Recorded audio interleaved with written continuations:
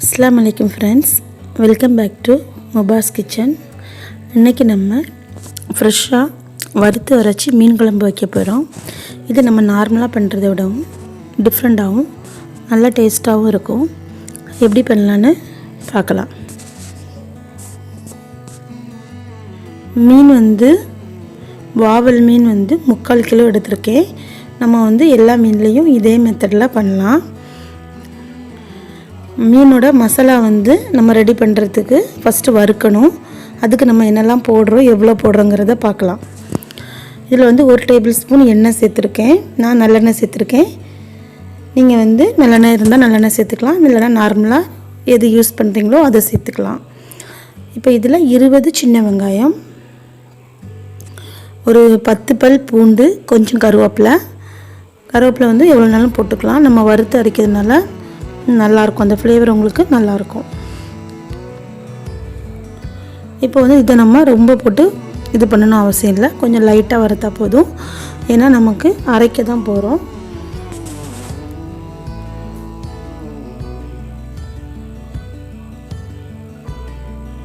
இதில் ஒரு 8-9 காஷ்மீர் சில்லி போட்டிருக்கேன். இது நமக்கு காரம் கம்மியாக தான் இருக்கும். இதே நீங்கள் நார்மல் மிளகு சேர்க்க போகிறதா இருந்தால் 5-6 அதுக்கு மேலே சேர்க்கக்கூடாது. ஒரு 2 டேபிள் ஸ்பூன் கொத்தமல்லி சேர்த்துருக்கேன். தனியா இதில் 1 டீஸ்பூன் மிளகு,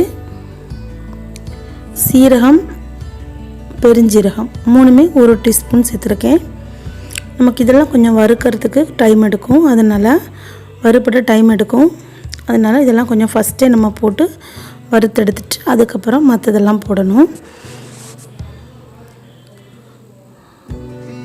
இதோட பச்சை ஸ்மெல் போகிறது வரைக்கும் கொஞ்சம் நம்ம வறுக்கணும். நமக்கு தெரியும் அந்த ஸ்மெல். இதில் சின்ன தேங்காயில் ஒரு பாதி தேங்காய் சேர்த்துருக்கேன்.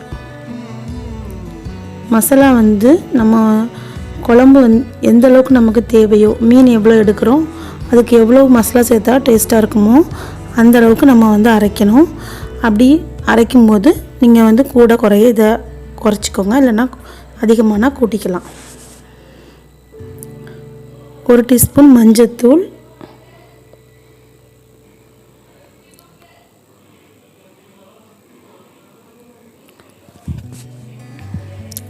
தக்காளி 2 தக்காளி, மீன் குழம்புக்கு தேவையான புளி போட்டிருக்கேன்.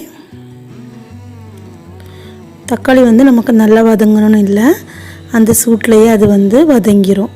நம்ம இந்த அளவுக்கு வறுத்தா போதும். இப்போ இதை நம்ம நல்லா ஆற விட்டுட்டு அதுக்கப்புறம் தான் அரைக்கணும்.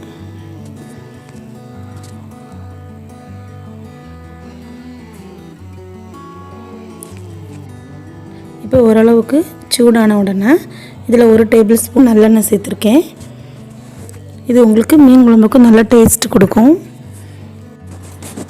இப்போ இதில் 1 டீஸ்பூன் கடுகு சேர்த்துருக்கேன். எல்லாம் கொஞ்சம் 1 டீஸ்பூன் அளவுக்கு வெந்தயம், அப்புறம் பெருஞ்சீரகம் 3ஐயும் நம்ம போட்டுக்கணும். போட்டு அது நல்லா செவந்த உடனே ஒரு 5-6 பல் பூண்டு நல்லா தட்டி எடுத்து வச்சுருந்தேன், நம்ம அதையும் போட்டுக்கலாம். அப்புறம் ஒரு பாதி வெங்காயம், கொஞ்சம் கருவேப்பிலை அதையும் போட்டு கொஞ்சம் அது நல்லா வதங்கணும்.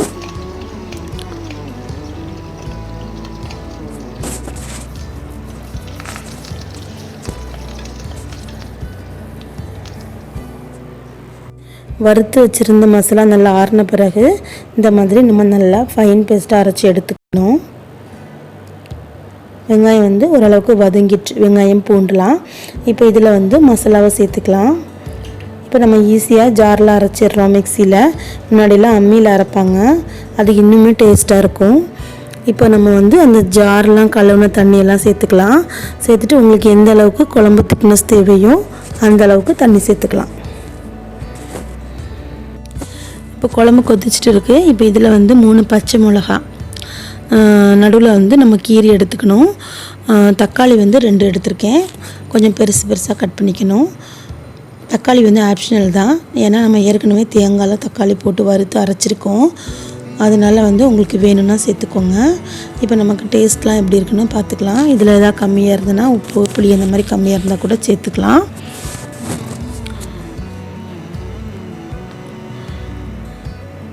இப்போ வந்து நம்ம மீன் போட்டுடலாம். மீன் போட்ட பிறகு நமக்கு வந்து ஒரு 2 கொதி வந்தால் போதும். மீனை பார்த்தா நமக்கு தெரியும். ரொம்ப நேரம் நம்ம வந்து மீனை போட்டு கொதிக்க விடக்கூடாது. உங்களுக்கு அந்த மீன் வந்து ஹார்டாயிரும்.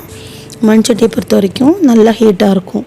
நம்ம ஆஃப் பண்ண பிறகு கூட கொதிச்சிட்டே இருக்கும். அதனால் அதை கவனமாக ஆஃப் பண்ணிடணும். இப்போ கொஞ்சம் ஃபைனலாக கருவேப்பிலை போட்டிருக்கேன். அவ்வளோதான்.